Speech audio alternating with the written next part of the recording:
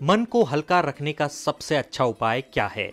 तनाव की छाया जीवन के आंगन से दूर कैसे रहे? मन कैसे उन चीजों से दूर, उन ख्यालों से ना मिले जो उनमें कुंठा भरते हैं?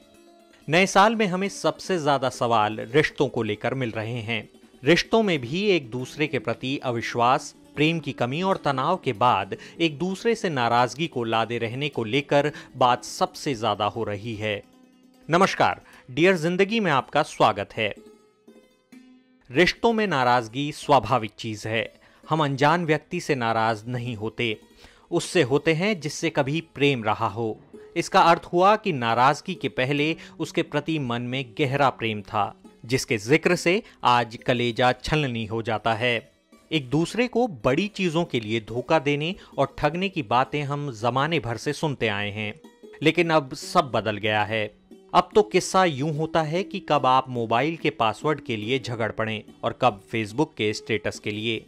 कोई ठिकाना नहीं है कब एक दूसरे के लिए गहरा प्रेम तनाव की झील में हिलोरें लेने लगे। हम जहां रहेंगे वहां रिश्ते बुनेंगे, जहां रिश्ते बनेंगे वहां मन मिलेंगे। हम मिलेंगे तो मनमुटाव भी होगा। रिश्तों में दूरी और तनाव का एक कारण एक दूसरे को बर्दाश्त करने की कम होती क्षमता भी है। हमें याद रखना होगा कि एक दूसरे के लिए मुसीबत सहना ही पर्याप्त नहीं है। एक दूसरे के लिए हमेशा जान की बाजी लगाए रखने से प्रेम नहीं बचा रहता। प्रेम को बचाए और बनाए रखने के लिए हमेशा जान देने की ज़रूरत नहीं होती, उसे शांति काल में भी स्नेह चाहिए। माफ़ी की आदत जितनी जल्दी हमारा स्वभाव बनेगी, हम तनाव और कुंठा से उतनी जल्दी बाहर निकलेंगे। मन को पीपल के पत्ते की तरह रखना है। ये किसी भी दूसरे पत्ते से हल्का होता है। जरा सी हवा चली नहीं कि झूमने लगा, हंसता ही रहता है। मन को भी ऐसे ही रखना है, खूब हल्का और प्रसन्न। माफ करने के फायदों से जुड़ा एक किस्सा आपको सुनाता हूँ। कहानी कोई 4 बरस पुरानी है। ये मेरे ही जीवन का प्रसंग है। एक मित्र मुझे बेहद प्रिय हैं। मेरी शादी के बाद इस दोस्ती के दायरे में हम तीनों ही आ गए। ये दौर कई बरस चलने के बाद ऐसे मोड़ पर जाकर थमा जिसे हम विवाह के नाम से जानते हैं। मैं और मेरी पत्नी इस बात को जब तक समझ पाते स्थितियां बहुत खराब हो चुकी थीं। दिलचस्प बात यह रही कि इस बीच उन्होंने और उनके परिवार ने मुझसे तो संबंध सामान्य बनाए रखे, लेकिन पत्नी से अघोषित दूरी बना ली। उनके परिवार के किसी व्यक्ति को हमारा साथ पसंद नहीं था, लेकिन दोस्त ने साफ रूप से हमें यह बताने की जगह उलझा दिया। 2 बरस के बाद हमें किसी दूसरे सिलसिले में इस बात की सूचना मिली। हम दोनों स्तब्ध थे।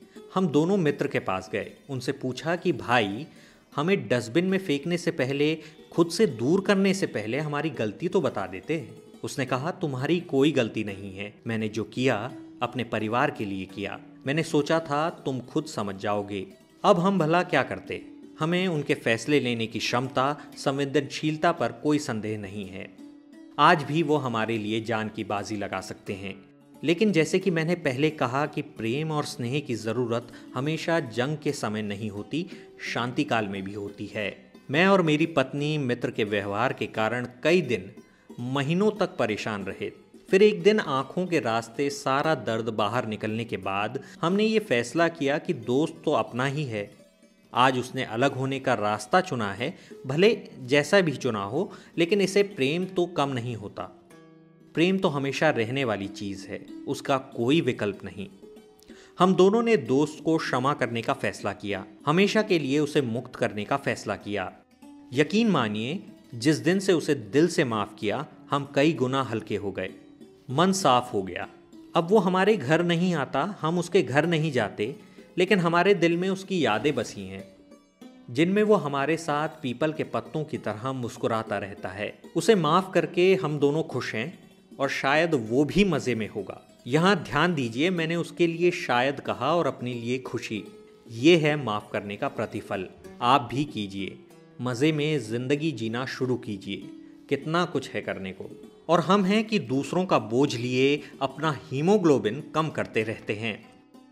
तो डियर जिंदगी का ये अंक आपको कैसा लगा, हमें ईमेल के जरिए dayasankar.mishra@zemedia.slgroup.com पर लिखकर भेजें। आप फेसबुक पर हमारे पेज को लाइक करें और यूट्यूब पर चैनल को सब्सक्राइब करें। धन्यवाद।